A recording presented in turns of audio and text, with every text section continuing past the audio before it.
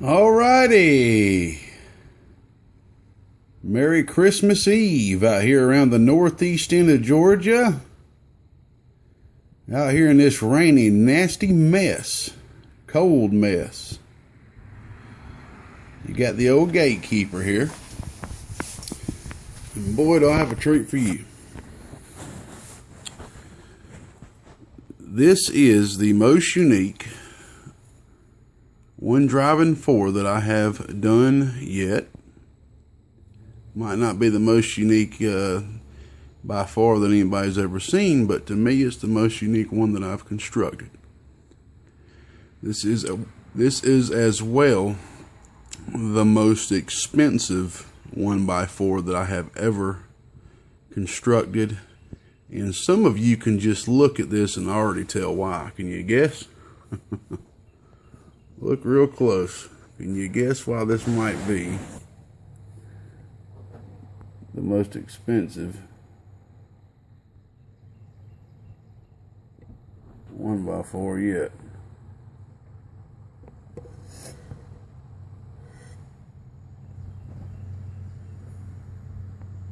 Well, if you guessed because of the capacitors, you guessed right.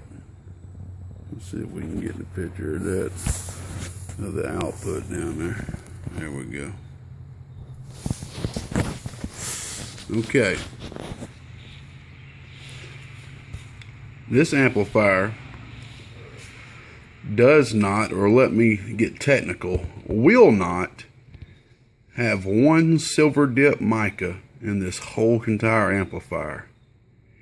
Every single capacitor will be, I'll tell you why I'm saying will be, all metal clads. The reason why I say will be is I just got done tuning this out.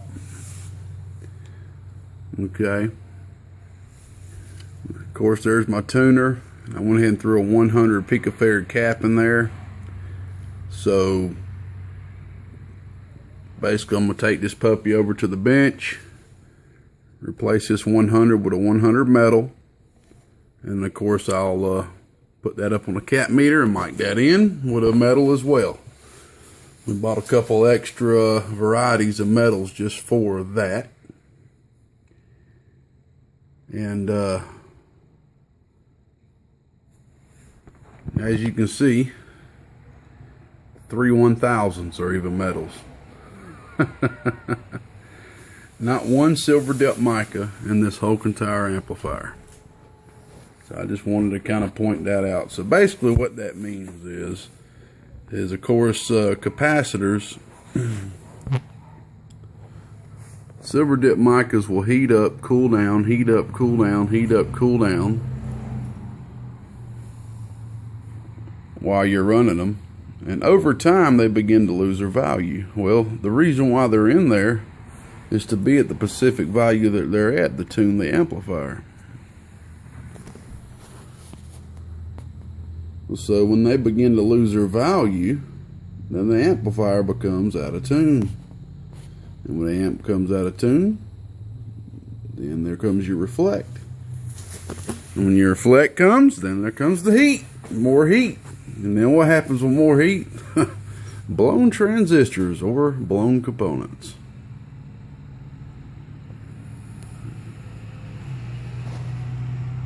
This is my buddy's 409 mud ducts. He's been waiting on this for a while. Yeah, I hate it. My good buddies have to wait longer than they're all the rest of y'all. I got to get y'all done first before I get to my buddies.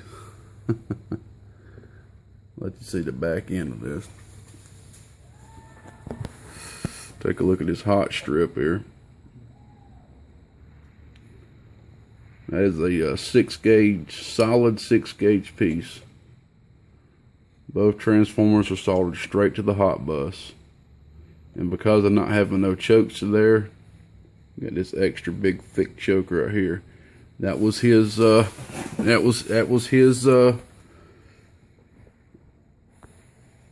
his idea. This is custom to his liking completely. As you see, we even got 120 metals on the pill strips. I mean, this thing is metalled out. So basically, to complete what I was saying, metal clad capacitors basically are going to last the longest. Now, they still can lose their value over time, but it's going to take a lot longer. And also, them bad boys can get a lot hotter and keep their value. I wouldn't say they're completely bulletproof, but they are very, very tough. That's why we always use them on the output transformer, because that gets the hottest. Next to the output cap, that gets the hottest. Now on the output, we have 2 in series, which is equaling 1,000 volts. Okay.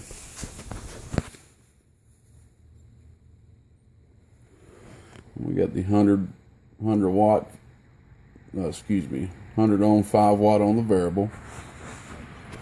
Okay, we have 20 ohms worth of input padding. We got a 10 here. It comes down into another 10, hits the input tune, goes into the transformer. Okay, shoots out. Now another neat thing is, take a close look. I'm sorry, I'm not bragging, y'all. I will have to admit that I was very happy with this build. I usually don't get into bragging a lot. The only thing I hate is, you see these little marks? The board came that way. Straight, I ain't gonna say where it came from, but the board came that way to us. So I hate that. But he went ahead and decided to use it anyway. Everything can't be absolutely perfect. But anyway, where's the power wires for the switches?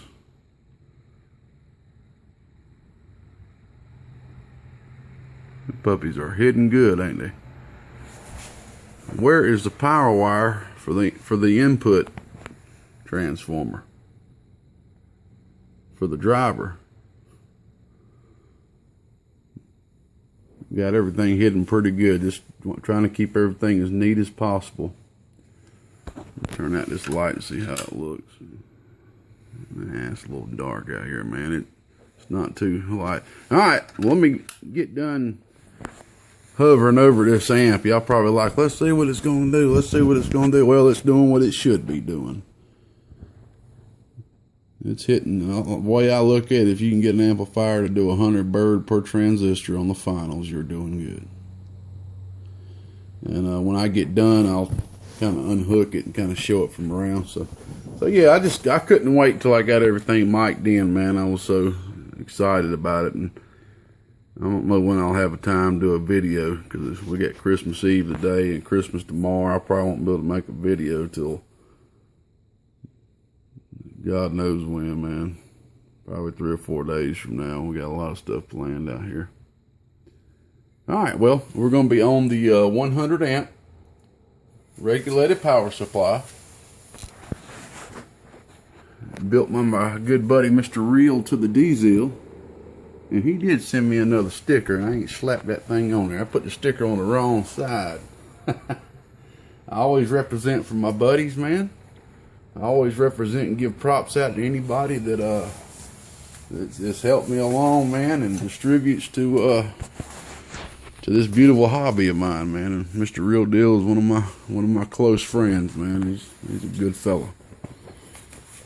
He's a master when it comes to DC power, no doubt about it. So we are now on the medium tap on the 100 amp transformer. And we are going to be hitting it with the bench radio, which is doing about 4 bird. Okay, y'all are just going to have to trust me on that. I'm going to have to switch around some bird, get me a dual bird on the output here for me to show you that. What am I talking about? I take that back. All I got to do for now, since I don't have the hot radio hooked up, all I got to do is flip this around. Okay. Alright, let me show y'all. This is the bench radio. 1 watt day key. We're on the 10 watt slug. Okay. Go down. Right there at 4 watts. Go down. Just a little hair under today. Usually it's doing right there about 4. So just a little hair under. Alright, and after we show this, we will then show it on the hot radio. And we're just going to be using a bird today. I'm working on getting my bird PEP kit put in, because I'd rather just not show y'all. I mean, this is very accurate, but I just don't have it hooked up. That would be even more jumpers. This puppy right here, after this gets above 1,000 watts PEP, it's very inaccurate. So I do not show this past 1,000. 1,000 and under is fine. A little bit loose, but still fine. So, from, let's see, about 100 to 300, it's very, very, very, very accurate. But I'm not going to be showing that. We're just going to be on the bird meters, okay? RMS. Alrighty. He's going with a red theme on this one. That power on and off. Preamp on and off. Okay. We got the LED inside the relay. Really neat. Okay. Alright. Let's flip this back around. We're on the 1,000-watt slug. Make sure y'all can see that. Okay. Alright, we're going to turn the amplifier all the way down. It's about 100 bird. Alright, I'm just going to turn it all the way up now. Hurry up and get done with this video. It's about 250 bird. Let's take a look at the voltage drop. 14.7 volts. Take a look at the input tune. 10-watt slug in reverse. Beautiful tune. I like to show that back and forth so y'all can see that I'm actually on it. Because these videos can be easily faked. Easily faked. That's why I like to show everything just as best. And also I'm going to be getting some amperage meters in here too. I just want to get this, you know, just everything can be seen, man. That's the way I want it. Alright. I'm not even going to switch to the hot, the high tap, because the half tap's going to show about 300 or so bird. We're just going to go ahead and switch to the hot radio. Okay, basically what we are doing now, and I won't be able to show you because now this meter is becoming out of line. Okay, this is becoming out of line. I've done a couple of videos where after I've hooked to the hot radio, I've switched back over and said, look at the input tune, and it ain't moving at all. That's my mistake. There are a couple of videos I've done that, and I've just, you know, if I ever make a mistake, I'll admit it to you. If anybody ever sees that I make a mistake, please point it out. We're human, and I'm sure not perfect by far. Alright, so this is becoming out of line, so I'm not going to be able to show you, but basically we're doubling the input power. We're going from 4 bird to 8 bird. Okay? Alright. Now bear with me.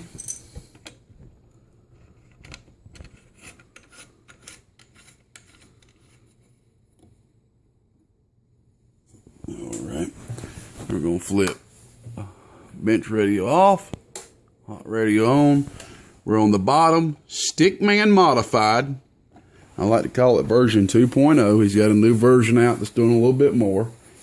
I've got the voltage turned down to about, I believe it's about 12. I need to put a voltmeter on that one over there, but I've got that.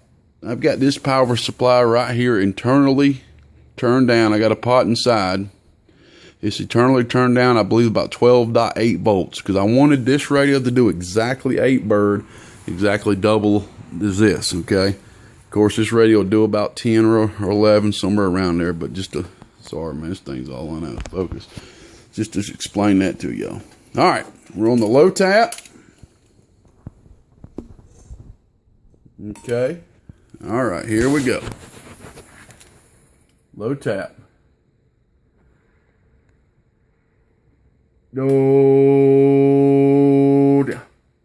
That's about 380. Okay.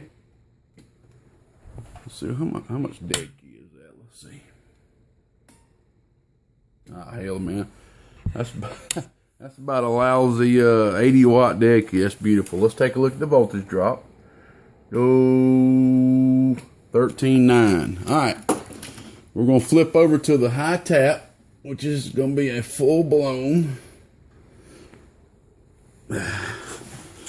Y'all ever wonder what I'm switching back here? This is about the only thing I won't say I dislike, but sometimes it's a little tough to reach.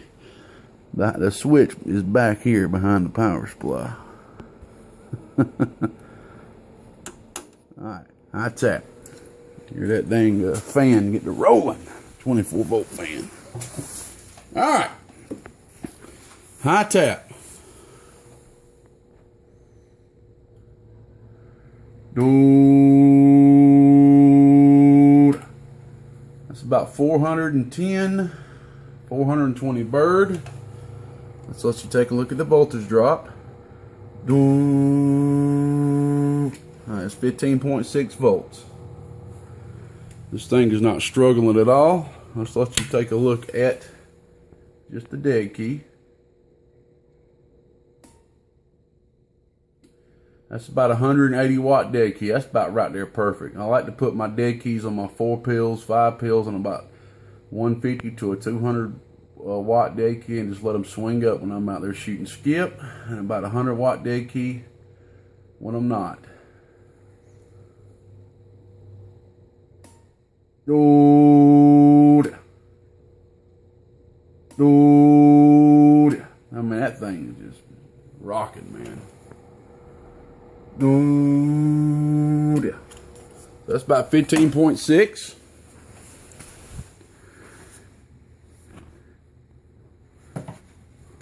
$400 bird. If you put that puppy on about 16.5 volts,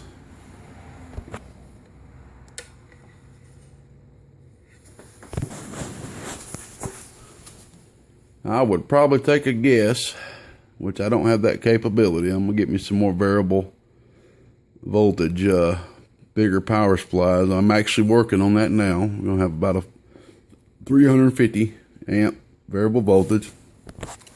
It's actually gonna be 4 of those bad boys right there put together. It will be just used for testing. 16.5 volts, which ain't that much of an increase from where it was dropping to. We'll probably go ahead and put you in a 450, 460, 475 range. That's my guess. And right now we're well over 1,000 watts PEP. Like I said, 16.5 volts. If you just want to do short keys and all that good stuff, that'll probably put you around 1,100, 1,150, maybe even up to 1,200 PEP. I would say this turned out very well. And like I said, it's the first amp I've ever seen that's made out of complete all metal clads.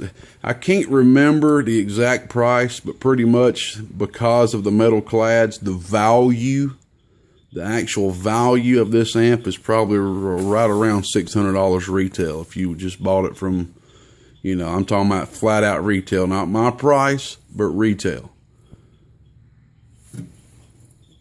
Let's go ahead and unhook this thing. I just told you I'd show you around the front of it. I mean around the other side. Just let you take a peek from that angle. Give me 1 second. Unhook everything here. I can get some good Hawken 4-gauge wires on this thing too, man. I know it's overkill, but I'd rather be overkill than underkill. Or I'd rather be overkill than normal. Alright, let's get this light over here. Just made a little board right here and cut it custom to bypass this choke going to ground. As you can see here, it carries the RF from the input transformer over to this board. Okay, flows through two 4.7s, which equals about 2.3, 2.4 ohms. Just to kind of help to reflect a little, just kind of, you know, where the RF just isn't directly jammed into the input of the 4. Just kind of smoothly enters the input of the 4. Like I said, This 100, I'll switch this out with a metal. We'll mic this in, metal that out. Strictly all metal clads. Metals on the input, metals on the output, metals on the pill strip, metals on the where the 3/1000s are, metal on that. Of course, you got your metals on the output too.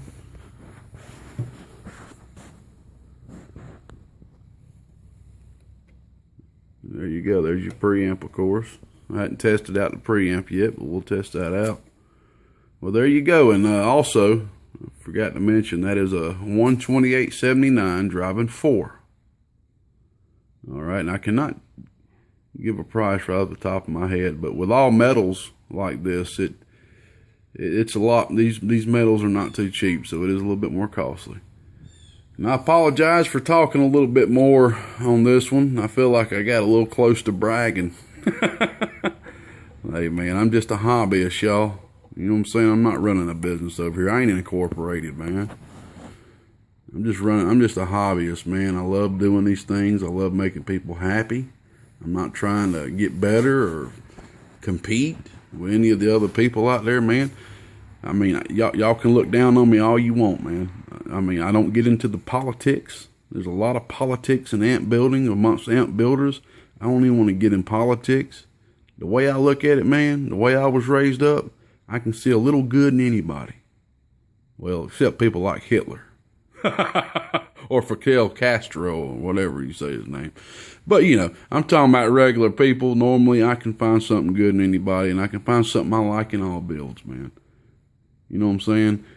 Yeah, a builder might have a bad personality. It might be a prick, this and that. Yeah, his personality can bleed in on to his builds, yes. But still, I've always been able to find a little something neat that I like in everybody's build, man. And people can look down at me on that. People can block me from Facebook on that. People can talk about me behind my back on that. Hey, man, you can't stop that kind of stuff from happening. Like my sweet thing says, all I got to do is stay white, stay being a honky, and pay taxes, cotton picker. Alright, y'all. That ain't nothing racist, by the way, man. I love all races, all colors, all languages. We all God's people. There ain't nothing new up under the sun, y'all. We ain't reinventing no wheels, and nobody can either. All it is we just painting a different picture with the same paint. Y'all remember that quote, the Gatekeeper. 73's Merry Christmas. We don't do no Xmas's around here. Christ died for our sins, y'all. And I represent for the big man. The one that sits on the circle of the universe. The big man upstairs, man. That's what we representing about this time. So Merry Christmas to everybody. God bless, as I always say, in 73rds. I'm gone.